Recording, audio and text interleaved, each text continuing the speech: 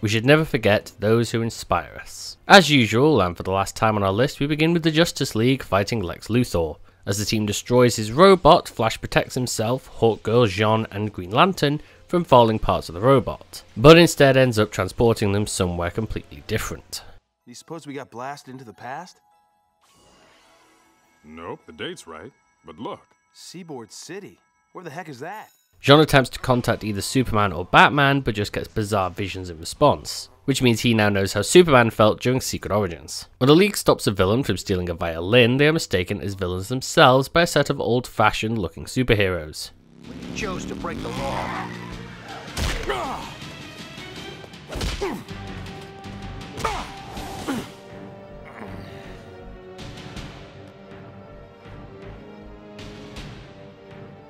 It seems we are not in Metropolis anymore.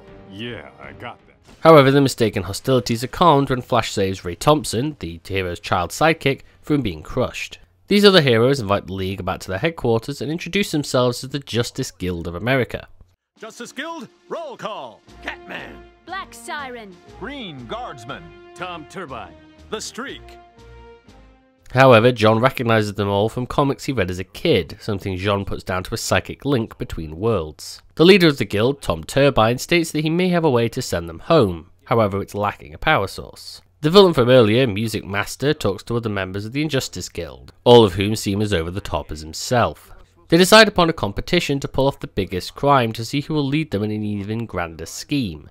Each of the villains is able to pull off their crime due to different issues getting in the way of the heroes, each more improbable than the last. Unfortunately for Flash and Black Siren, they end up captured during their chase. And during Hawkgirl's chase, she's blasted into a graveyard, only to find something truly strange and horrifying.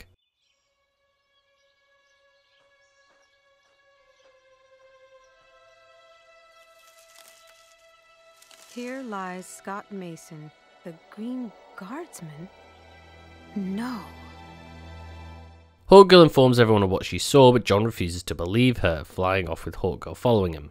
Meanwhile, the Injustice Guild begin their latest crime of robbing the city mint and escaping by a blimp.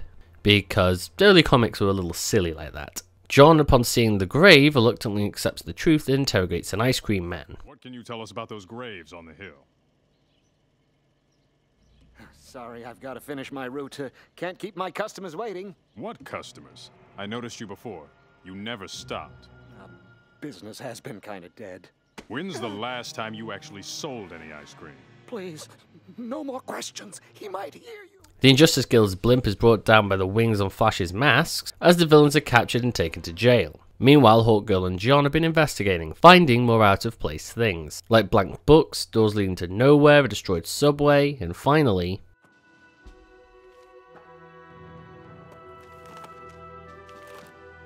You're right.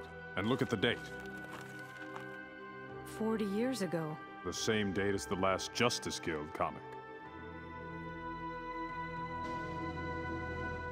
Upon the return to the headquarters, John reveals this evidence as he pushes more and more, and it becomes obvious that someone else is at play here and trying to distract them from the truth.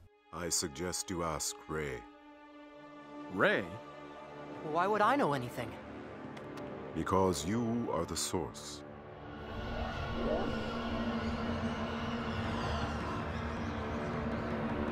No! As Ray attacks the League, the Guild wonder what to do, knowing that breaking the illusion will result in their deaths. However, as heroes, they join the fight, pushing Ray until his powers end up exhausting him. The city is revealed to be a devastated husk, though the people inside it are quite real, having been under the thumb of Ray this whole time. The League finds Tom Turbine's machine and uses John's ring to power it, allowing them to get home. Back home, Hawkgirl comforts John, who seems confused as to why he's so sad. It's stupid, really.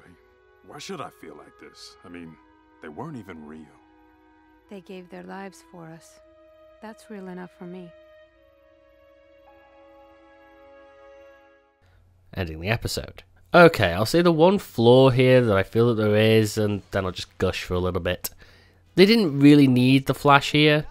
He gets no time for any of his own character moments, and he's simply there as the MacGuffin to transport the gang to the other world, and later be captured. However, other than that, this episode's pretty perfect. The slight eeriness that only overly wholesome things can create, the mystery that slowly builds itself up to a great reveal, references to the older ages of comics that only older viewers will get, characters having moments of development both on their own and with others, teaching young viewers about death and letting go and moving on after those people have died.